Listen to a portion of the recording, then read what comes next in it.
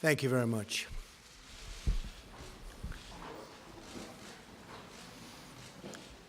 Prime Minister Gentiloni, welcome. Great honor. Thank you. It's wonderful to have you in our wonderful People's House, known as the White House.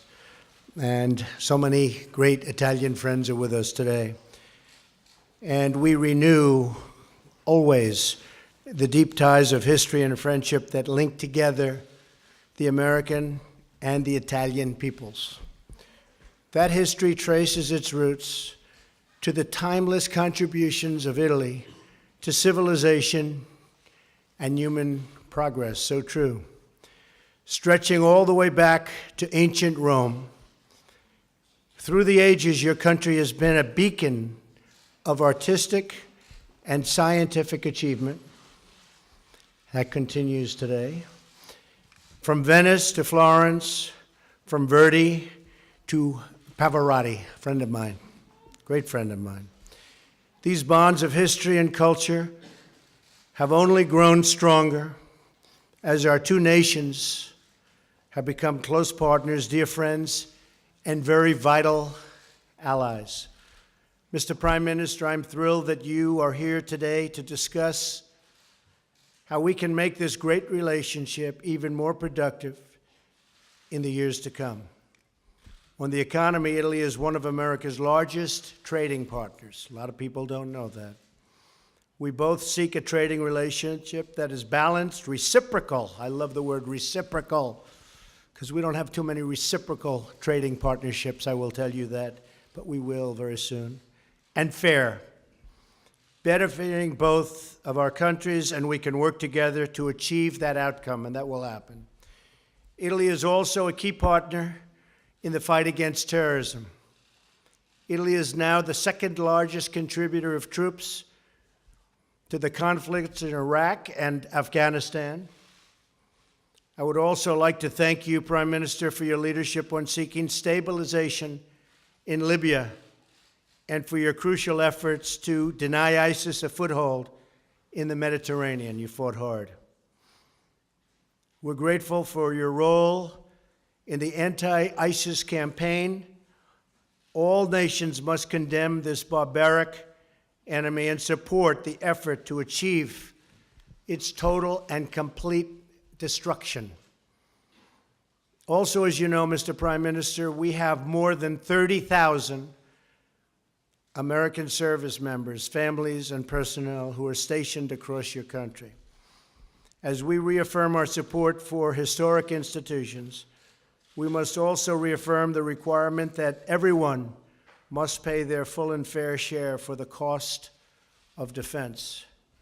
Together, we can address many pressing challenges, including two that greatly affect both of our countries, those of large-scale migration and international smuggling. Maintaining strong borders is a vital component of any security policy. And a responsible approach to refugees is one that seeks the eventual return of refugees to their home countries so that they can help to rebuild their own nations. Finally, I want to say how much I look forward to visiting Sicily for the G7 as we seek to foster cooperation, not only in matters of security, but also science, commerce, health, and technology.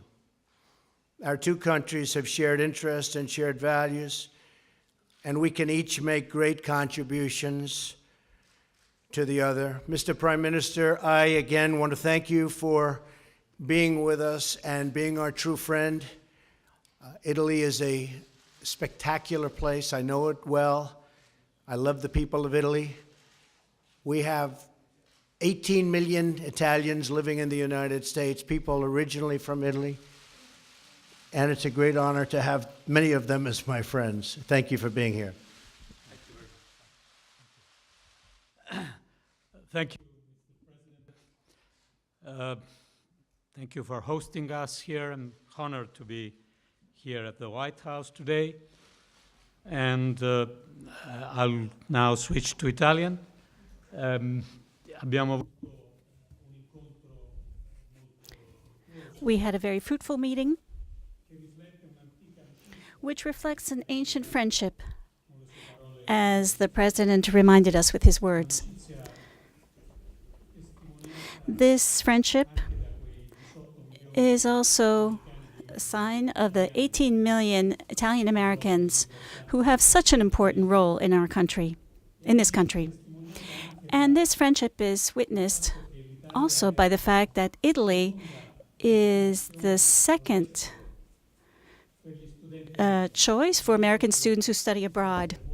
And we're very proud of this. And this confirms the importance that the United States gives to the cultural dimension of our country. As the President himself just said, this friendship is based on a common commitment against terrorism. This commitment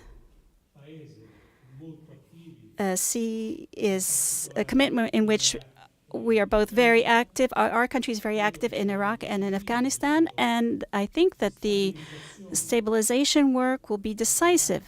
The stabilization work of Iraq after the military defeat that we expect for Daesh. We know that this action against terrorism must take place within our individual countries. In Europe, with the social and cultural commitment against radicalization by cooperating with Islamic communities. Italy contributes to peace and to stability in the Mediterranean. In Syria, where I believe the U.S. choice to react to the use of chemical weapons by Bashar al-Assad, and where a negotiated solution is more necessary than ever. In Libya, and we discussed this in our meeting, where we need to work against the division of the country in order to stabilize it. This is a very decisive task if we want to manage the migratory flows without giving up on our values and our humanitarian principles. And we need to contrast the horrible traffic of people and clandestine refugees. Italy is convinced of its strategic commitment in favor of the transatlantic relationship. We have also spoken about common commitments in NATO and the goals that were identified in 2014 and the commitments on military expenses and the contribution that each country must make towards collective security. We are proud of our contribution. And finally, Italy is a country of dialogue. We are proud because we succeeded in keeping open the doors in difficult crises. Dialogue can be useful even vis-à-vis Russia, without obviously giving up our unity and our principles, and without giving up our strength and our values. I also told President Trump that we have confidence, even though this is a difficult moment, and we all know it's difficult right now. We have confidence in the future of the European Union, and certainly in the importance of the relationship between the U.S. and Italy. These are the two pillars that the transatlantic relationship is based on, and great part of peace and freedom in the world. We are going through a difficult time, but I have confidence that the European Union will continue to be a positive response to this. And finally, we are expecting and look forward to the President's visit to the summit in Taormina. And I trust that this will be the opportunity to show him the unity of our leaders and of the principal free economies of the planet. Because right now, we really do need this unity. Once again, thank you, Mr. President. Thank you very much, sir. Thank you. Appreciate it. take a few questions. John Roberts of Fox, please. Mr. President, thanks so much. I hope you'll forgive me for asking you a three-part question. It's been a while.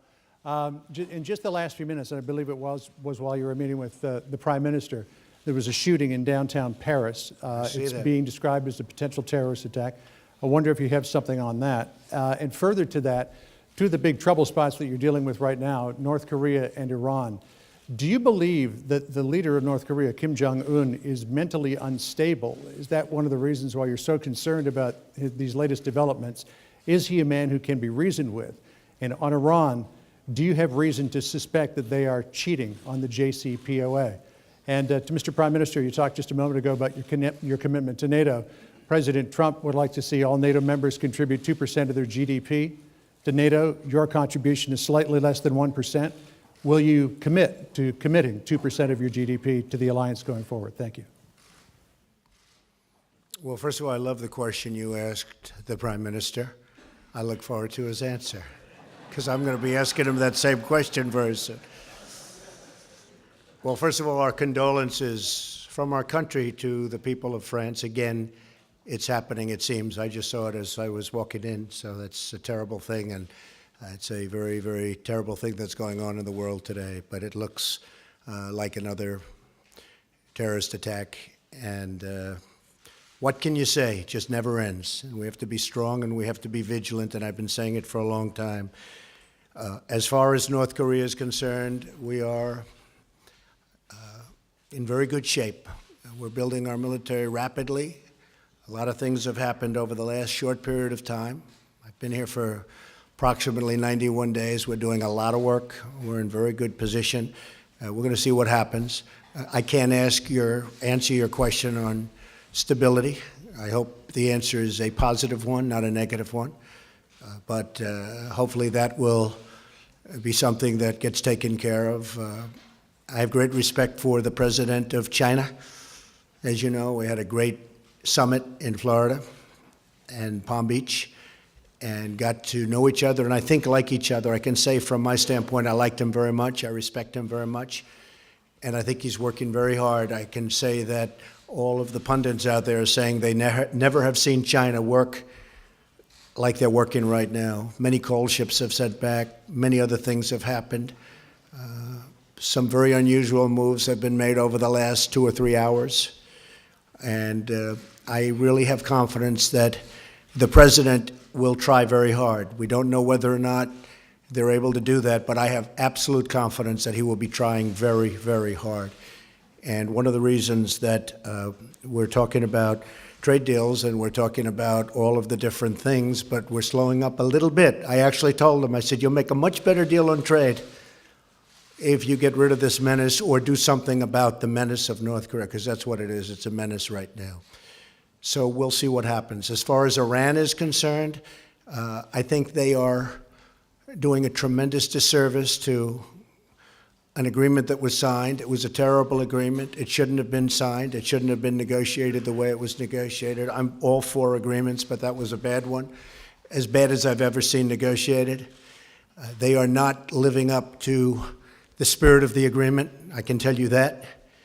And we're analyzing it very, very carefully, and we'll have something to say about it in the not-too-distant future. But Iran has not lived up to the spirit of the agreement. And they have to do that. They have to do that. So we will see what happens. Thank you very much, John. Thank you, Mr. President. Prima di tutto, First of all,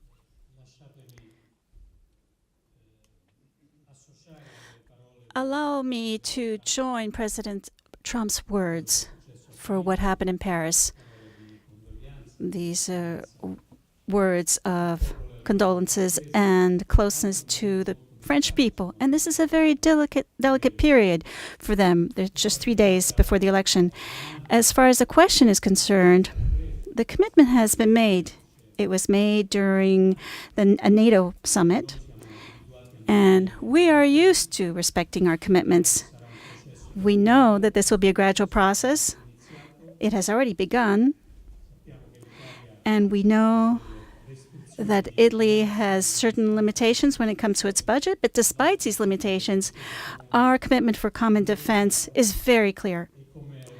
And as I said earlier, I'm very proud not only of the progress made in our financial commitment, but also proud of the contribution that we give to the security of the alliance in so many areas of the world. We talked about Iraq and Afghanistan, but we could also talk about the Baltic Sea or the Balkans.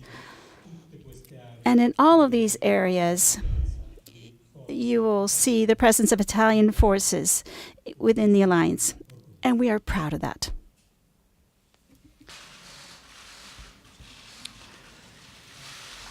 Giovanna Pancari. Sky News. Sky Italia. Prima per... First, for you, President Gentiloni, I wanted to ask you, we saw from this new administration a new type of policy on the international scene, very different from what we had in the past. And one of the last important operations which was carried out by President Trump was in Syria, with a bombing following the use of chemical weapons by the Assad regime. I wanted to ask you, does Italy think or conceive a possibility to take action in more action in Syria? Since my colleague from Fox News did, so I'm going to take as well the possibility to ask you two questions. First of all, about European Union. You have said in the past that Brexit was a great thing and that you think that other countries will follow. So you know that Italy is an important player and supporter of European integration. Do you believe that actually a strong Europe is important for the United States, also looking forward at the French election? And then the second question is that you said that you're looking forward to come to Italy for the G7, and I wanted to know if you're also looking forward, if it's going to be possible to meet Pope Francis during your Italian trip. Thank you. Syria. Syria. We immediately assessed the operation that was ordered by President Trump and decided that this is a motivated response to the use of chemical weapons. We added that it's up to everyone to consider negotiation as the road through which we hopefully can put an end to this infinite dramatic war and come to peace. Italy is not directly involved in the operations, in the military operations in Syria, other than marginal aspects. But it's not our plan to change this attitude. Yes, a strong Europe is very, very important to me as President of the United States, and it's also, in my opinion, in my very strong opinion, important for the United States. We want to see it. We will help it be strong. And it's very much to everybody's advantage. And I look very much forward to meeting the Pope.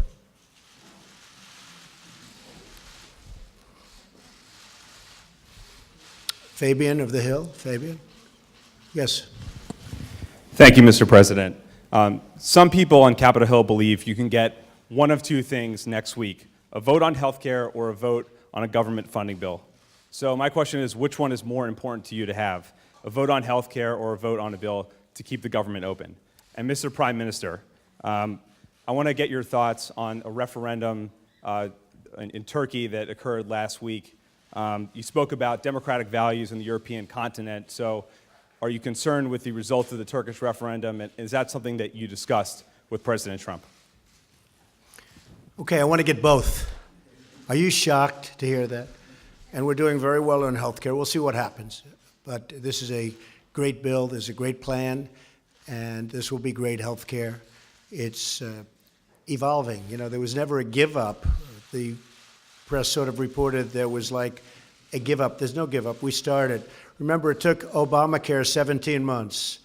I've really been negotiating this for 2 months, maybe even less than that, because we had a 30-day period where we did lots of other things the first 30 days. But this has really been 2 months. And this is a continuation. And the plan gets better and better and better, and it's gotten really, really good, and a lot of people are liking it a lot. We have a good chance of getting it soon. I'd like to say next week, but it will be, I believe we will get it, and whether it's next week or shortly thereafter. As far as keeping the government open, I think we want to keep the government open. Don't you agree? So, yeah, I think we'll get both. Thank you.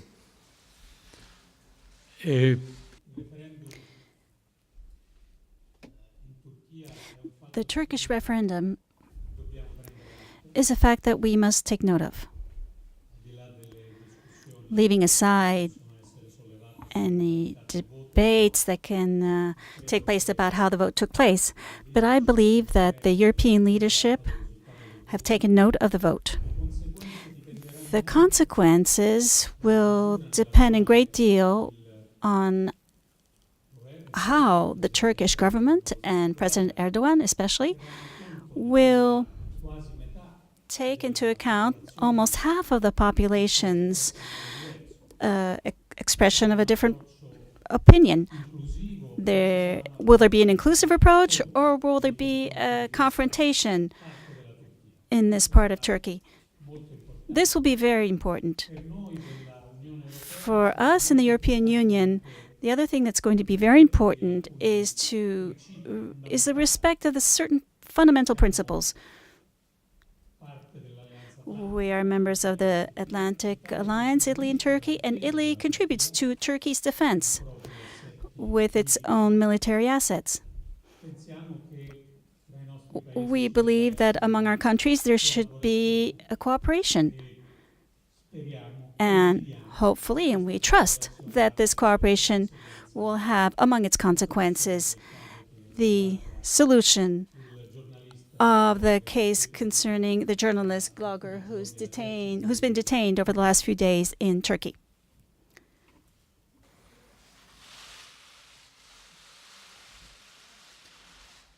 Giornale Radio. Italian Radio. President Gentiloni, you have focused a lot on the leadership, Italian leadership and American leadership, in order to stabilize Libya. What do you expect exactly from Washington? And especially, I'm asking you, what is necessary in this process, in this relationship of cooperation with Russia? President Trump, do you see a role for your administration in helping stabilizing Libya? And do you agree that stabilizing Libya means combating terrorism and ISIS? Would you like to go? Mael,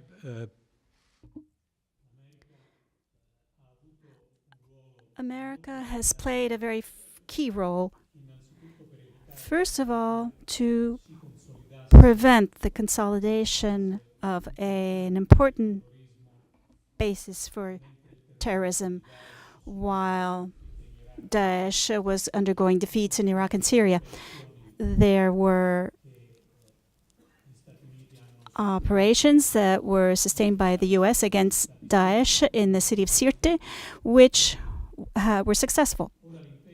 Now the commitment must be political, and therefore in the cooperation between the U.S. and Italy and other key partners in the region, the goal is to broaden the basis of a consensus for the Tripoli government, which is recognized by the international community, but which must be able to count on a broader consensus.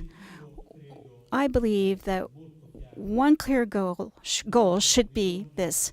We need the region, and we need countries like Egypt and Tunisia that are close to Libya. We need a stable and unified Libya. A divided country and in conflict would make stability worse. The U.S.'s role in this is very critical. I do not see a role in Libya. I think the United States has right now enough roles. We're in a role everywhere. So I do not see that. I do see a role in getting rid of ISIS. We're being very effective in that regard.